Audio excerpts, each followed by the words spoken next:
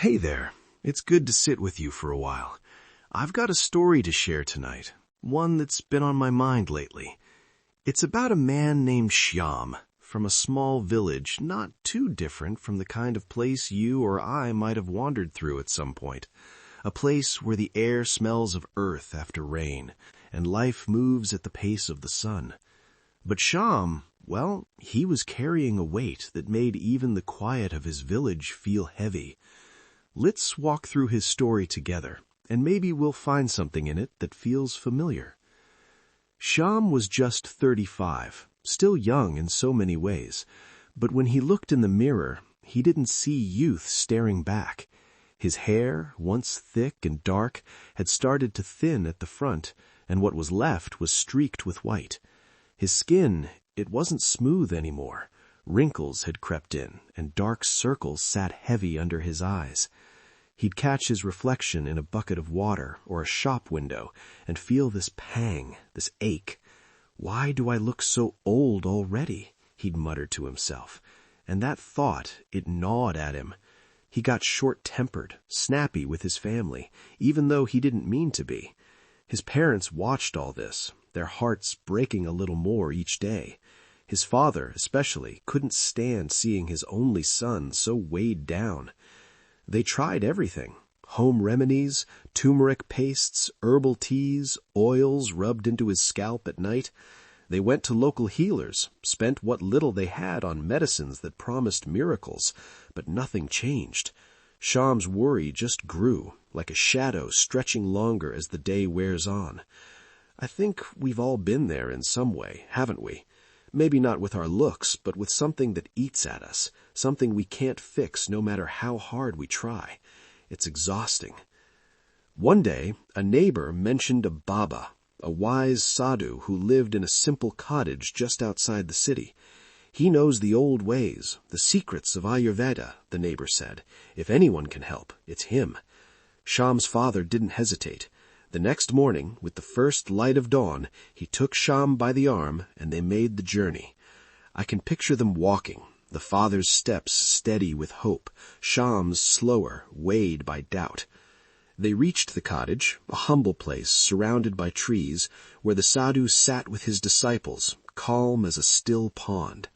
They bowed before him, and Shyam's father poured out their story. "Maharaj," he said, his voice thick with worry, "this is my son, Shyam. He's only 35, but he looks far older. His hair falls, his skin withers, his eyes are shadowed. We've tried everything, but nothing helps. He's so tense, so unhappy.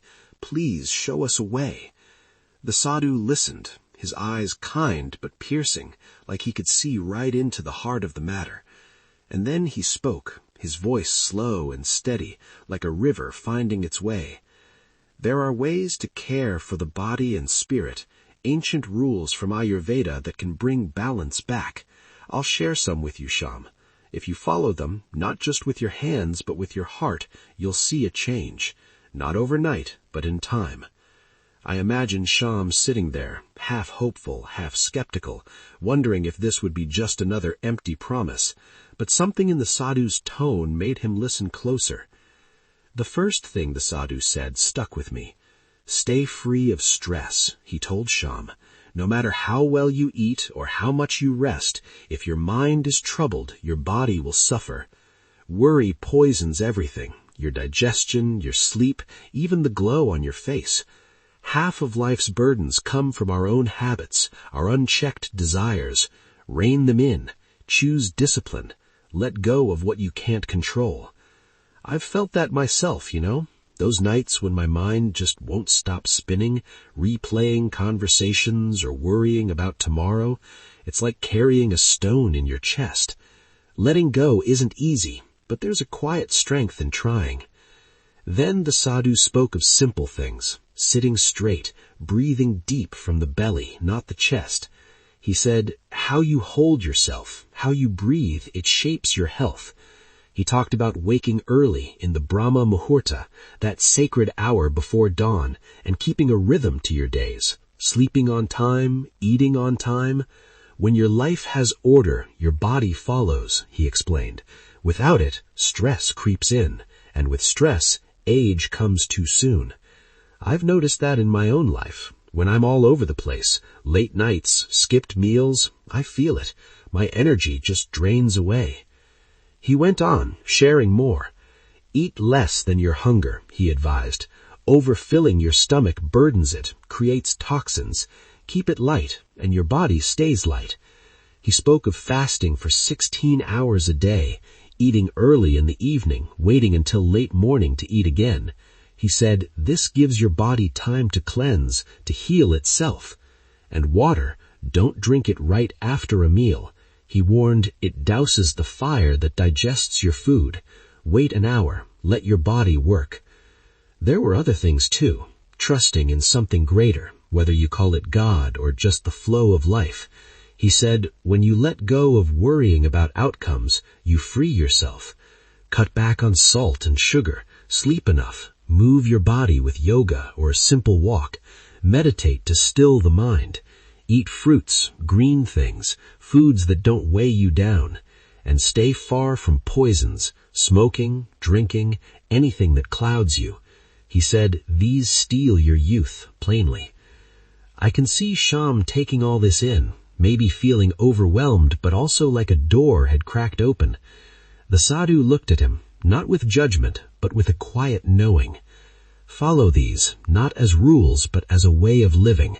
Make them yours. You'll see. Shyam and his father thanked him, their steps a little lighter as they left that cottage. I don't know if Shyam changed overnight, or even in a month, but I like to think he started small, maybe waking a bit earlier, breathing a bit deeper, letting go of a worry or two. And maybe over time he saw himself differently in that mirror. You know, sitting here with you, I'm reminded of how often we chase quick fixes for what troubles us. But sometimes it's the slow, steady things, the way we breathe, the way we rest, the way we let go, that bring us back to ourselves. Have you ever tried just sitting still for a moment, letting your shoulders drop and taking one long breath? It's not much, but it's a start. Maybe that's what Shyam learned, and maybe it's something we can carry too. Let's keep walking this path together, one small step at a time. I'm glad to be here with you.